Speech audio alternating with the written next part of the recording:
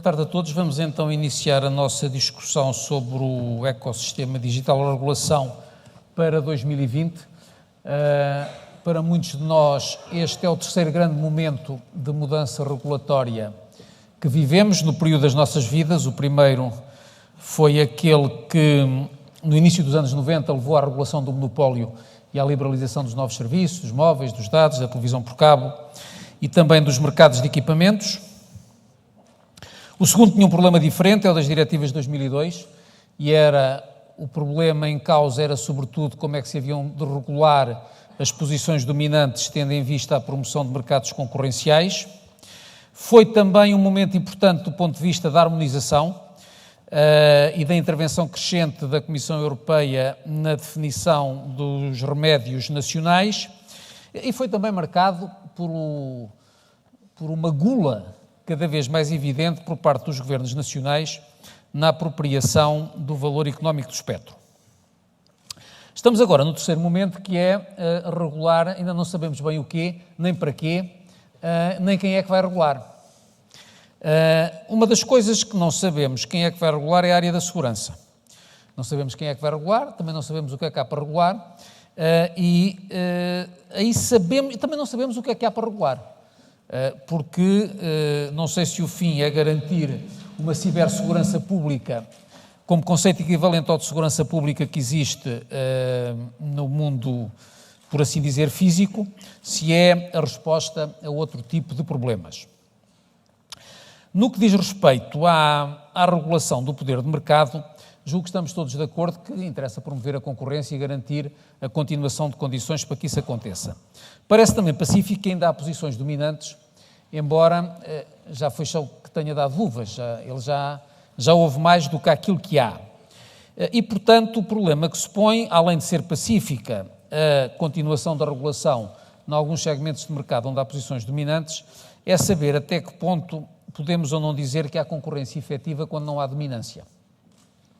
O BEREC parece que ressuscitou um conceito antigo de oligopólios estreitos, que é fascinante, nomeadamente em termos do poder discricionário que parece dar aos órgãos reguladores e, portanto, ao desenvolvimento da indústria de regulação e dos consultores económicos de regulação.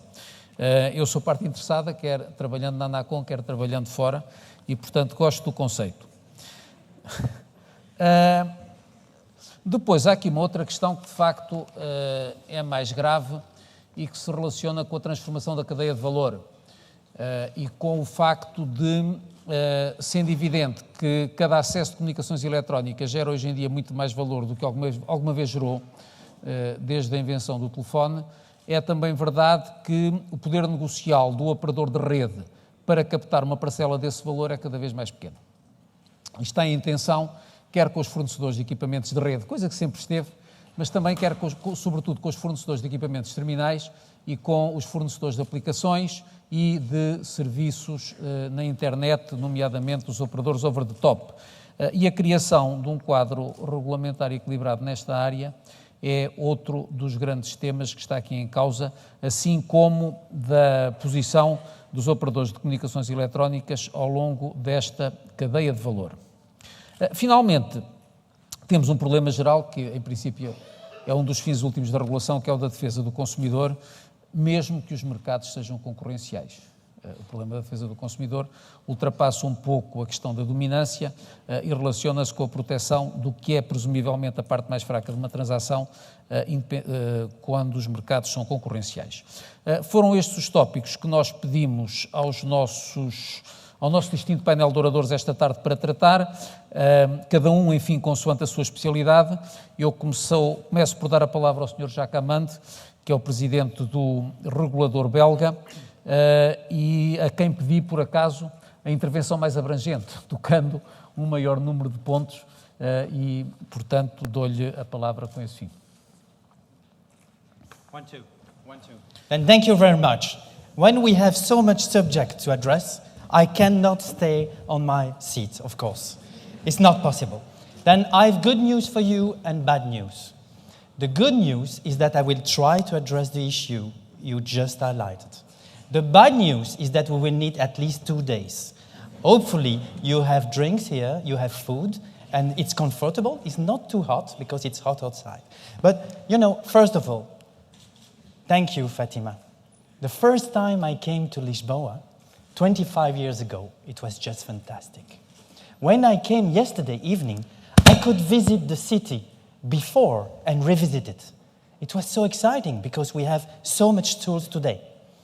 We have children, and you have probably children and you saw that, just on one click, you can have fantastic surprise in front of your door when you see people delivering goods in just one single click. And sometimes we might feel very strange. Then we are a very strange world. Then 20 years ago, we had TV, we had telephones, we had way to communicate, we had networks very, very slow, and we had time to take drinks in the fridge. It was the good time. Then we raised question, what happened? What happened is that we changed the way we live, we work, we play. We had, and you became, and I saw a few of you, we are taking names, of course, because as regulators we control everything. And then you are multitasking. I'm talking and you are chatting. And then we have mobility now, because you can even chat walking. It's fantastic. And we have millions of devices connected. That's the world. Networks, copper lines, cables have been upgraded and providing new services. We became whole digital. That's the new ecosystem. Convergence is becoming everywhere, and the only thing that change is just everything. Then how do we do that as regulator when we have revolution? Network expanding, we have applications everywhere. That's just, we don't use type of services anymore. We have applications. We are always connected. We have smart customers because I heard that we are smart because maybe we were not smart before. And then we have robots talking, machines talking. It's so funny. And we all become smart from the city, from the cars, from the people. We are all smart. No, don't question yourself. You are smart now. And then thanks to technology. It became so simple. So simple because we have nice technologies. We have big data. We have cloud. I hope we understand what I mean. We have new ways to do it. And I can still talk. I can now talk to my watch.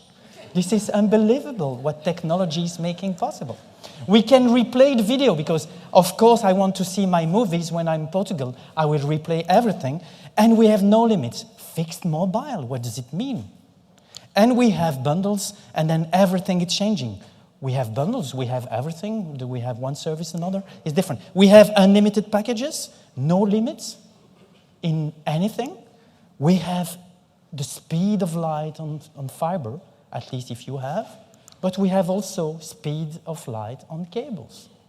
This is a wonderful world with a new competition. This is the new ecosystem. Then, as regulators, you know, when we wake up in the morning, I'm shaving, and I say, what I will regulate today? Of course, because, you know, I have a job, then we have to say, that's the new normal. We have a tsunami of data. We have an increase of capacity demands everywhere. We have an industry trend, which is increasing at speed, we can't believe it, everywhere. And we have technology migration. I thought we had X25 and new technology. It's still following. But we have issues. Security. We have issue about privacy. We have issue about new IP networks and interoperability and standardization. We have Internet of Things, and we need spectrum. And we have content we would like to address to everywhere when we want. And we have, of course, copyrights. And then we have to address that. Then, as regulators, suddenly it's becoming more complex. What we will do? That's the questions. We want to keep the users free. You want to be free. Then we have to raise a number of questions. Back to definitions. What will be the level playing fields and choice? How to address verticalization, integration from networks to content to TV and so on. And what will be the way we will address consolidation. Then in a new competing world, we are talking about ET, that was one of your questions. What's an OTT? I'm still watching for the definition. But there are new competitors, not traditional players, and we see that consumers want to have the choice. And if we look to the new competitors, we don't know anymore what's happening. Who owns the customer?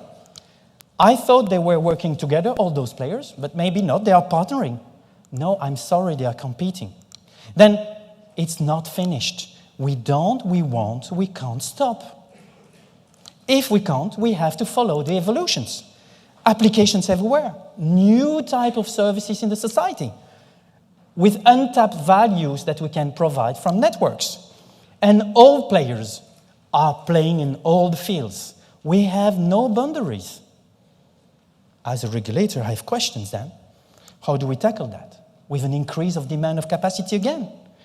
With roaming concept disappearing, and of course everywhere, because I can still use it also in Portugal. With speed increasing, networks, 5G coming, simplification networks, quality of services, efficiency, capacity, we don't know what will be the right thing to approach. Then I have a statement. We are not in electronic communications anymore. I'm sorry about that. There are no more silos. And if you believe they are, watch the dinosaur.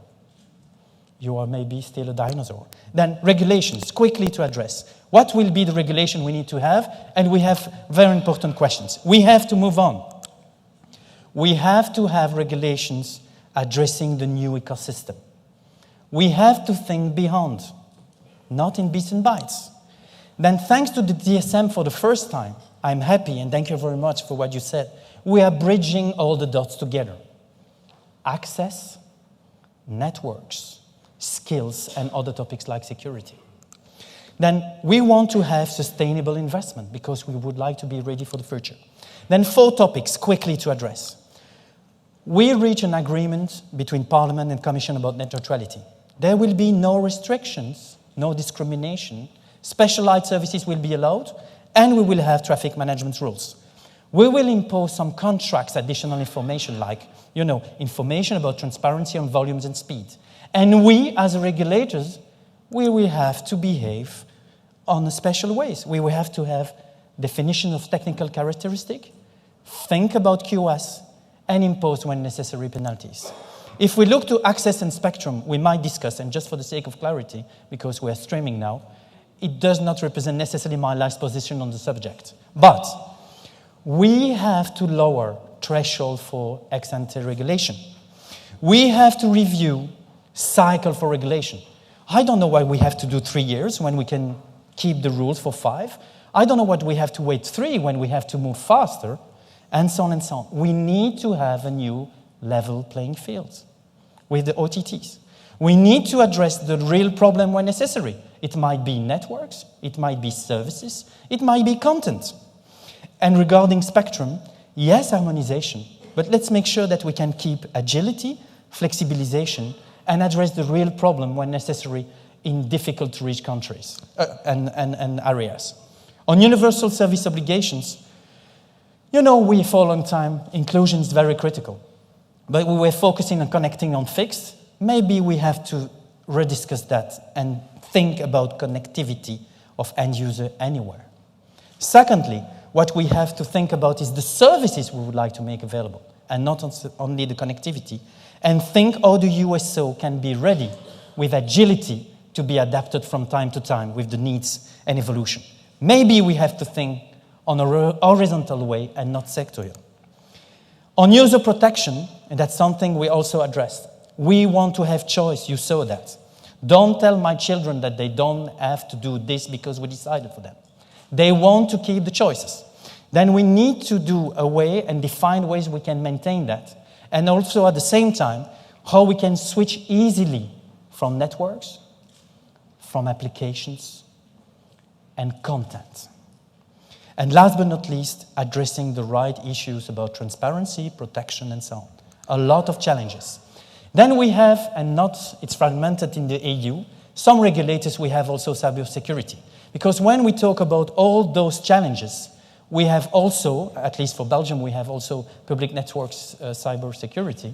And when we have to address those issues, we have to think what will be our role every day. We need to make sure that we understand.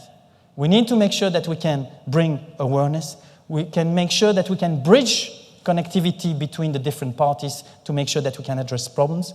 We have to make sure that we are building expertise and we can react in due time to the real problems. Ladies and gentlemen, in the new ecosystem, net neutrality, spectrum, access, cybersecurity, universal service obligations is something we are discussing now. It will impact everything from models, business models, from services, users, everything.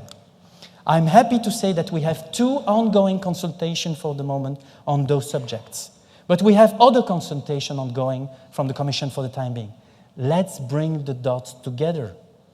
Let's make sure that we understand there are no silos anymore. And last but not least, let's make sure that we will build the right level playing field. Then if I finish with that, let's go beyond. Let's make sure that the regulation will be in the new ecosystem lighter, simpler, efficient, having for regulators the right regulatory tools to be agile. And then I will be happy to come back next time having the right services to Lisbon. And thank you very much to do all that all together to go beyond. Thank you.